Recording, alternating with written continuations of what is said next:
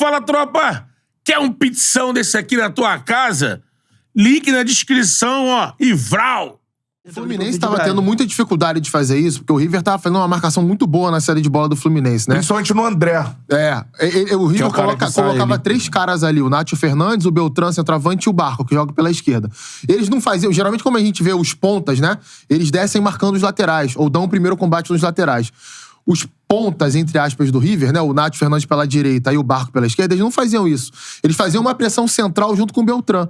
Então, com 3 caras fazendo essa pressão, automaticamente você já tem igualdade numérica. Esse fato do André voltar pra receber a bola já não vai fazer tanto efeito mais. E não fez. Não fez, e você vai bloquear as linhas de passe. O River fez isso muito bem ao longo do primeiro tempo com o Fluminense. O Fluminense até achou algumas alternativas. O primeiro gol é um exemplo disso. Esticar a bola mesmo, A bola do Marcelo pro Keno, né? Perfeito. E é uma alternativa de jogo que você tem. Sim. Tá ruim de sair curto pra ir progredindo de pé em pé, como o Fluminense gosta de fazer, dá uma esticadinha, porque você vai assustar os caras. Os caras, às vezes, não vão marcar tanto na frente. No segundo tempo, já consegue fazer mais isso. Claro, tem a questão física, o River não vai conseguir ter aquela pegada o tempo inteiro. Sim. O Fluminense insistindo, em algum momento ia acontecer aquilo. E essa jogada aí que o Matheus citou muito bem, cara, a gente pega vários gols do Fluminense, desde o ano passado, acontecem desse jeito. A reunião de jogadores pelo lado, geralmente o lado direito, aí vai ali Ganso, Arias, encosta o Keno, vem do outro lado. O Keno já tinha saído, no caso, o Lima. Vem o André de trás, vem o segundo volante, o Alexandre, que fez uma partidaça ontem também. Jogando muita bola. Tem se falado pouco porque o Cano pegou os holofotes, mas o Alexandre jogou muito bem. E aí o Samuel Xavier faz esse movimento de romper mesmo a última linha, né? De receber ali. Ele não passa nem aberto, ele passa por dentro. Ele já fez gol assim. Ele mandou bola na trave assim, já deu passe assim. E ontem no gol do Cano mais uma vez. Só externar uma opinião que eu tenho sobre esse momento do Diniz, que é o seguinte, cara, eu acho que tá acontecendo muita coisa nesse Fluminense, assim, acho que a primeira coisa que eu acho que a gente tem que observar é o seguinte, me relacionando com música, assim, né, cara, a gente tem uma banda de muito sucesso, vou falar de título do Fluminense, tem uma banda de muito sucesso, não sei quantos milhões de players no Spotify e tudo mais, blá. Essa banda talvez ela não seja importante pra nada mais do que ser de muito sucesso naquele momento. Tem outras bandas que são bandas que servem como influências pra outras coisas. Sim. Eu acho que esse time do Diniz, cara, a galera tem que parar. Primeiro que eu acho que os críticos têm que se curvar, o Fernando Diniz não tem o que fazer nesse momento. É um bagulho que tem que... Mano, beleza, errei. Não, o cara não conquista e tal. Porque eles estão quietos, né? Mas vai o Fluminense... Tá um silêncio ensurdecedor. Mas vai o Fluminense acontecer alguma coisa... a galera que tá eles vão aparecer. Aí, tá vendo? Os críticos devem se calar sobre o trabalho do Fernando Diniz pelo que esse trabalho pode fazer de bom pro futebol brasileiro. Eu, se sou qualquer técnico do futebol brasileiro que tenho essa pretensão de fazer meu time jogar, eu tento ir no treino do Fluminense, cara. Você acredita nisso? Ver o que eles estão fazendo. E outra, o Diniz não faz isso só no Fluminense. O Diniz coloca qualquer time, desde o Audax, contra os grandes de São Paulo, pra jogar bola com o jogador que tiver na mão. É um negócio que a gente tem que parar. Por que isso acontece? E só com ele. Porque só ele faz isso. Então eu acho que é uma hora de o futebol nem sempre ele consegue, né? Voltar e parar, olhar o que o Diniz faz e aprender, mano. Independentemente se o Fluminense vai conquistar o título ou não. O que o Fluminense tá fazendo é uma turnê. É show. Todo jogo. Show. É massacre. E essa vitória contra o River, além do massacre contra o Flamengo na final do Carioca, que é um elenco infinitamente mais caro, infinitamente superior tecnicamente, o massacre contra o River não é algo que se faz qualquer dia, cara. É a primeira vez que o River Plate soma 5 gols na Libertadores. Não dá pra diminuir. É o líder do Campeonato Argentino. É um fato que foge à normalidade. O que aconteceu no Maracanã é pro futebol brasileiro ganhar parar, olhar e falar assim, o que esse Fluminense tá fazendo? Por que o Diniz é um cara que consegue chegar nos times com as peças que ele tem, sem ter o elenco que tem mais investimento, ou o melhor elenco, e nem perto dos 3 primeiros, por exemplo, do Brasil, por que ele consegue fazer isso? Por que ele consegue fazer esse time jogar bola? Eu acho que é hora dos treinadores sentarem e aprenderem com ele. Que é o melhor treinador. Isso aí eu também acho que não acredito. É o melhor trabalho no Brasil. E não diminuindo do Abel Ferreira. Você não vê o Palmeiras dá espetáculo. Ninguém vai sair de casa pra ver o Palmeiras jogar. Não, o Palmeiras é eficiente. Palmeiras é eficiente. Muito bom. no que se propõe. Agora, o Fluminense, ele dá espetáculo. É o time que você vai lembrar daqui.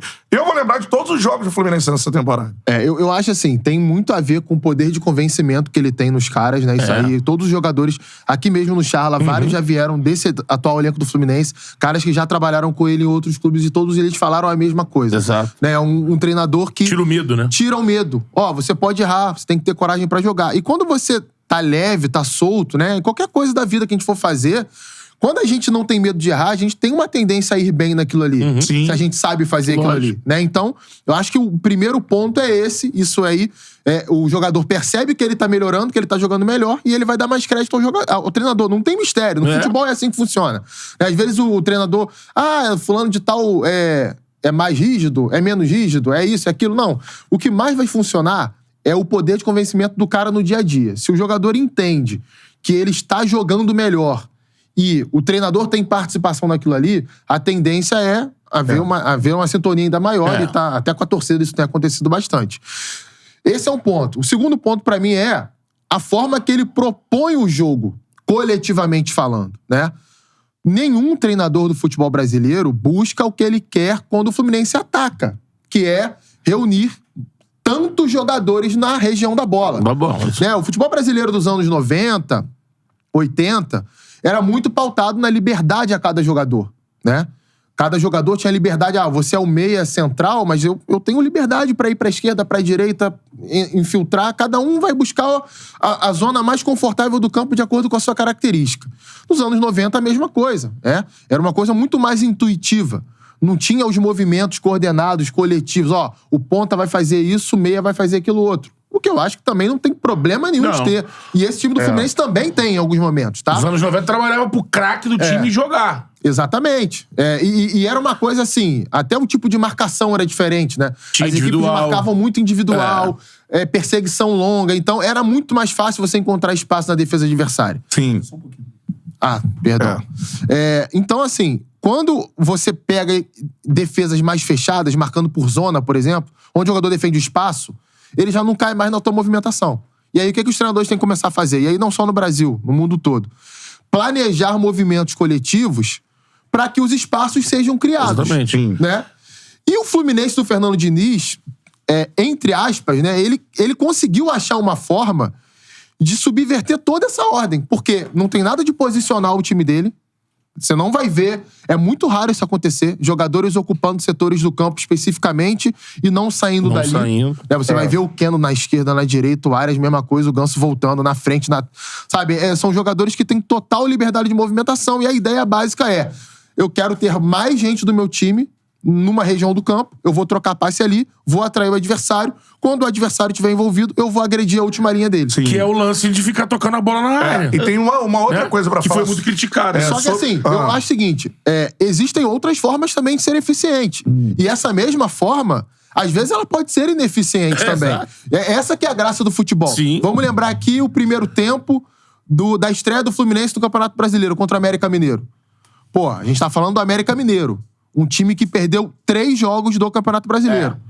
Eu acho que é um bom time, acho que é um time organizado. Um time que vai pra cima. Dominou o São Paulo um tempo, dominou o Santos um tempo e dominou o Fluminense um tempo. O América Mineiro, durante 45 minutos, conseguiu impedir que o Fluminense tivesse todo esse domínio e saiu na cara do gol 3 vezes. Se faz os 3 gols, ganharia o jogo, provavelmente. Então, assim, claro, cara, eu acho sensacional, maravilhoso. Sou fã do Diniz há muito tempo. Acho que ele melhorou muita coisa no jogo dele. Ele equilibrou, defensivamente. Ele equilibrou mais. Eu até fiquei meio assustado com uma entrevista que ele deu na final do Carioca, dizendo, eu sou o mesmo cara. Eu acho que não é o mesmo cara. Acho que ele melhorou muita coisa coletivamente nos times dele, principalmente na parte defensiva. Mas é aquilo. Eu acho que não tem nada infalível no futebol. Em algum momento, alguém vai descobrir uma forma e a graça é o próprio Diniz, dentro da genialidade dele, encontrar soluções, achar meios de iludir o adversário.